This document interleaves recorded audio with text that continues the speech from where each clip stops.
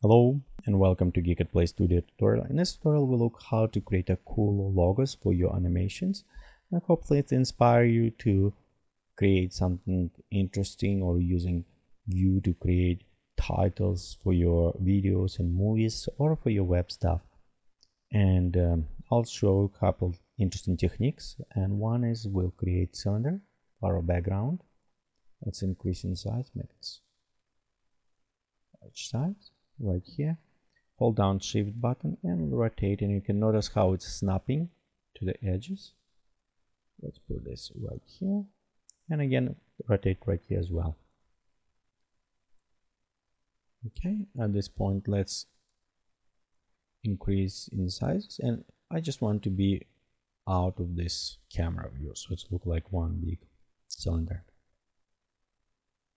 Let's press Ctrl D, so we duplicate it and a little bit offset. I just want this edge right here. So we'll have cylinder 1 selected, hold down shift and click on cylinder and add Boolean difference. So what has happened, we'll have this nice curve now. Let's move this down on the ground. Okay, and if we preview, we'll have a very nice kind of, so I'll have a little bit more to go down. There you go. Okay, also let's take our sun and move.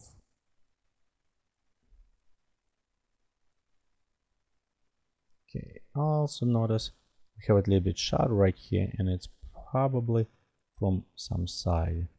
So we can have it cylinder 1. Just move a little bit and we'll just cut off that piece of the shadow was right there on the side. Probably wasn't cut properly before. Okay. Next, let's create text. And let's create cool logo. So we'll create Geekatplay. Click OK. And one thing I want just placed around here. And I want to duplicate this. The one thing what's happened when I press Ctrl D, you will notice kind of offset them. But I want to display them on one on top of other one.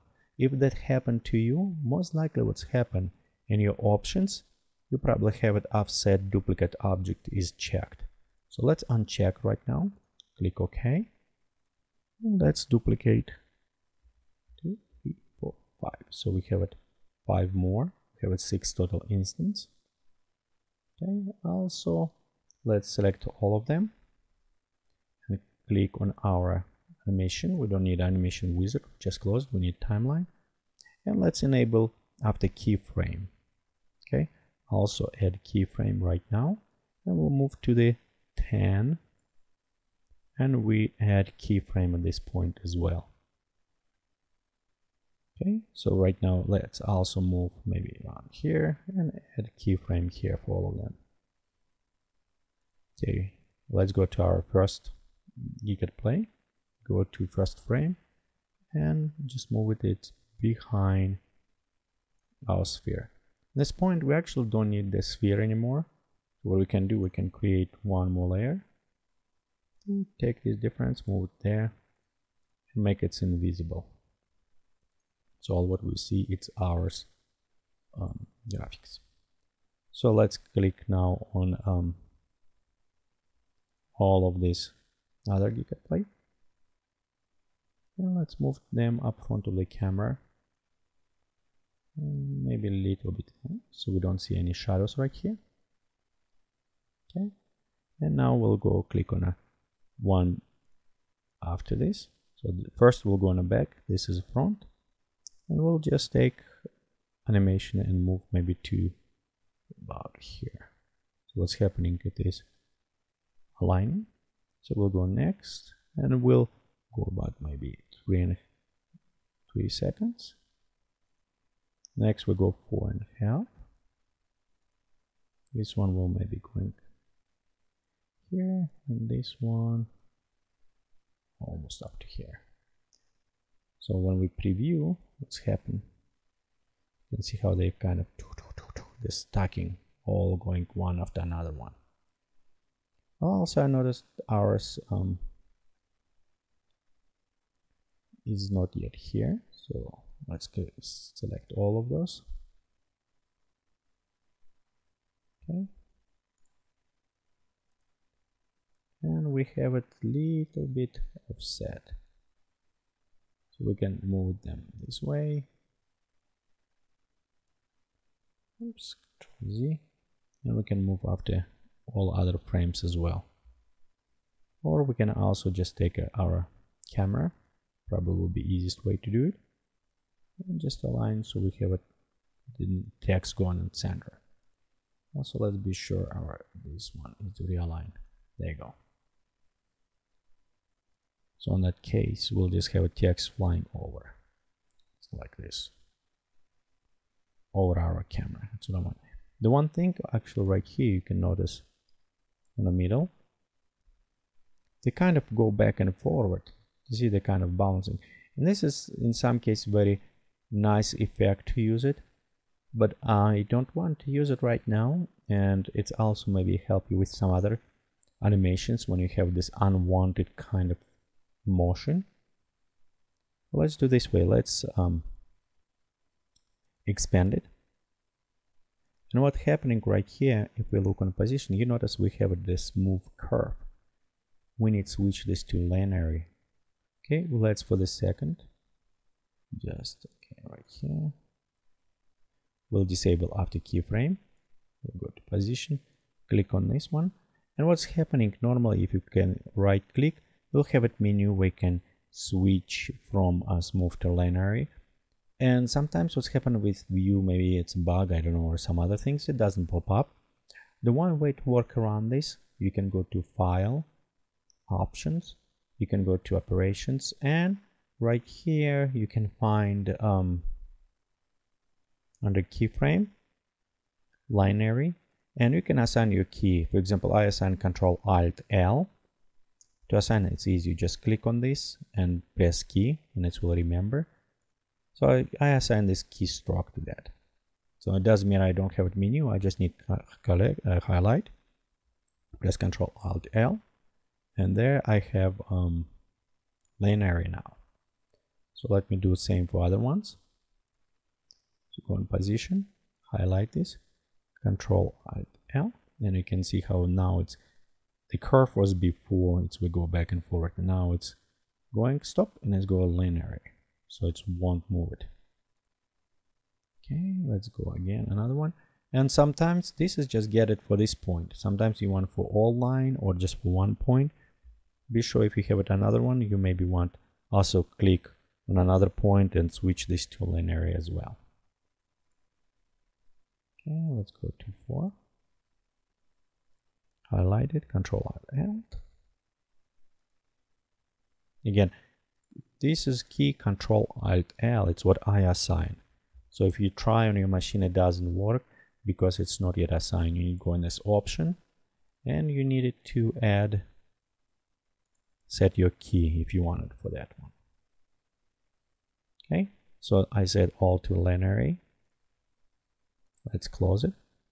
And now if we preview, you can see how they all tick tick tick, they stuck, they don't even move. So it's look very nice. Okay, let's go back here, and I want now, oops, let's select all of those. I want right now enable back my keyframe. And the reason is why, because I want to add now, modify a little bit of material. So if we go on the first frame, select all of this, and we may be going to, which one we'll select? We can select metal. Let's like brushed silver. Okay, but now I'm going to this point and I want it right now in a time with impact. I want it to turn maybe to kind of reddish, like almost glow explosion. So we'll go right here, we'll add keyframe, and we'll go to modify material. Let's go to the color effect maybe. Add luminosity, and one thing you notice if you enable keyframe, it's come up and says, I want to make this animated. Yes, I do. So add glow, more intensity, and ambient. Also, we can go right here and a little bit add to redder color. So what's happening? We have it, and sometimes we need to reset this one as well.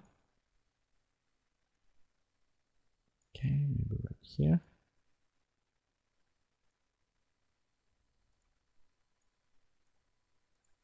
Okay.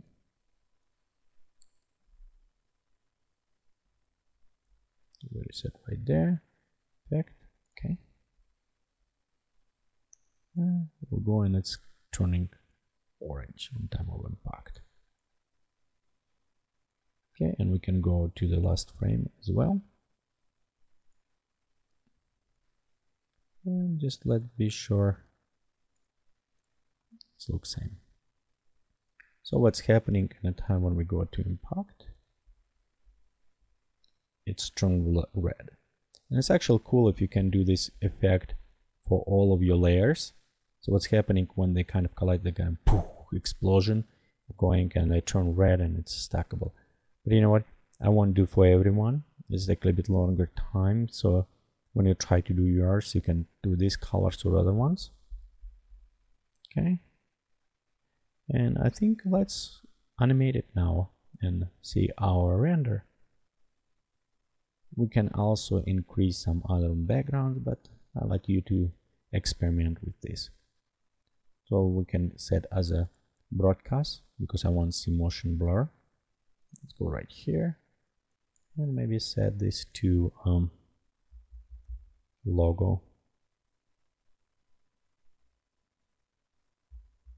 Real broadcast 24 frames, and I want 640. So this will take quite a bit of time depending on your machine or how you want to render. And again, we have quite a bit of frames to go. So let's render animation. Okay, sometimes it does pop up.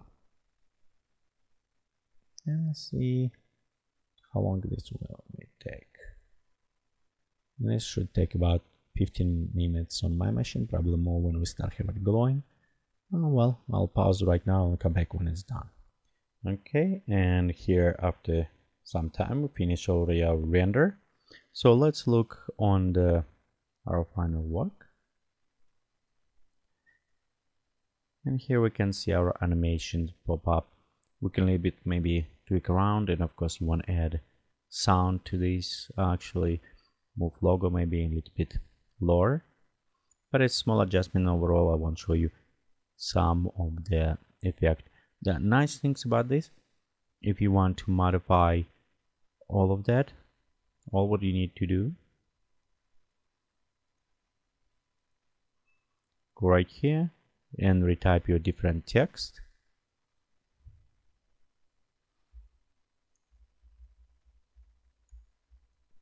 Capital or whatever, and you can see how you can modify text. So you pre-build templates and have a different type of the logos if you want to do it.